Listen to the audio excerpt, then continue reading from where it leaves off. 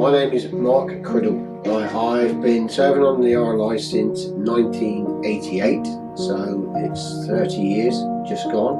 Okay, so when I was a young man growing up in the town, and the lifeboat used to go to sea using the Maroons and that, it was a massive part of the community, and everybody knew the boat was going to sea. Everybody thought it was exciting and a good thing to do when you was growing up.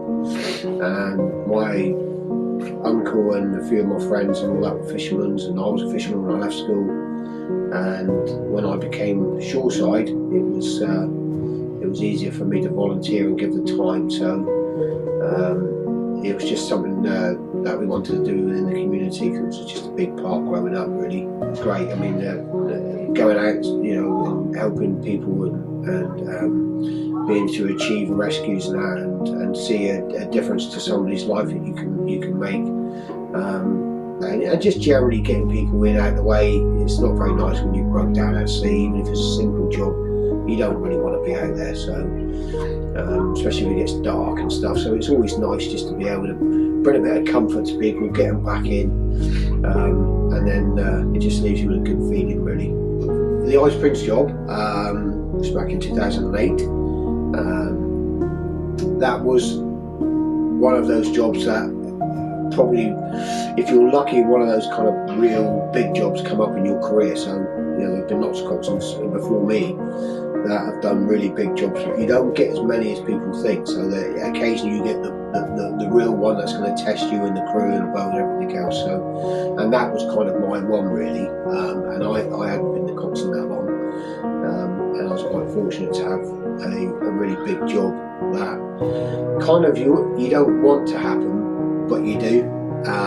And just to know that you can achieve what you think you can achieve with the boat.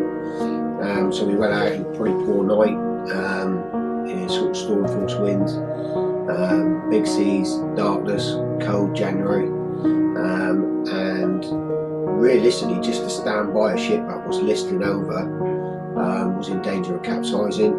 We weren't going to do anything because there was nothing for us to do. Realistically, was to stand by. This boat was going to eventually try and get itself back in. It was about 28 miles off, so it's a long way out. 2 lifeboats there, so Salcombe was there as well, but the helicopter came, and they eventually decided they were going to take everybody off because everything got worse.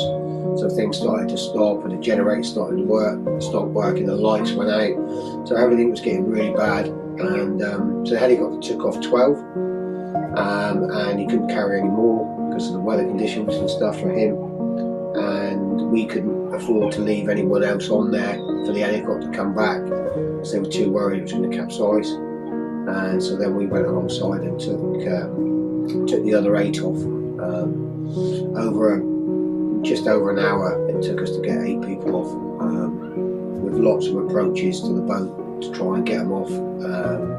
Some worked, some were successful, and some weren't, and we had to come back and have another go, and they wouldn't come off because they were frightened, and the crew couldn't get them, and the 2 boats are doing this. And so it was an exciting, very lively job, which was carried out really well by everybody. It was a really good job, a good test of our ability to be able to do something.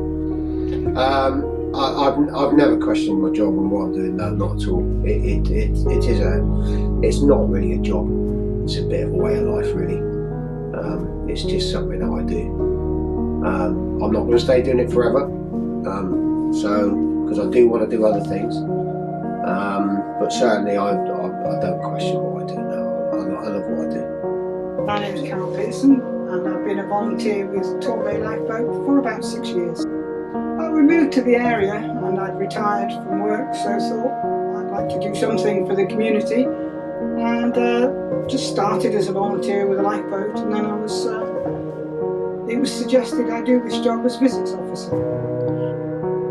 Well, I was a nurse essentially, trained in the NHS in Manchester, and then joined the Navy as a nursing officer, and then became a school nurse for 15 years in Taunton, Somerset.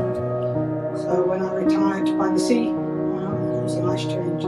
I mean, it's only because of the general public that the RNLI exists, probably. And people leave us legacies of big amounts, and people put a few pennies in a collecting box, and it all goes direct to frontline services, which is, is what the job's about. It's saving lives at sea, as the programme says, and preventing loss of life at sea, and that's because of donations. I mean, this station, as you know, has over 100 shouts a year.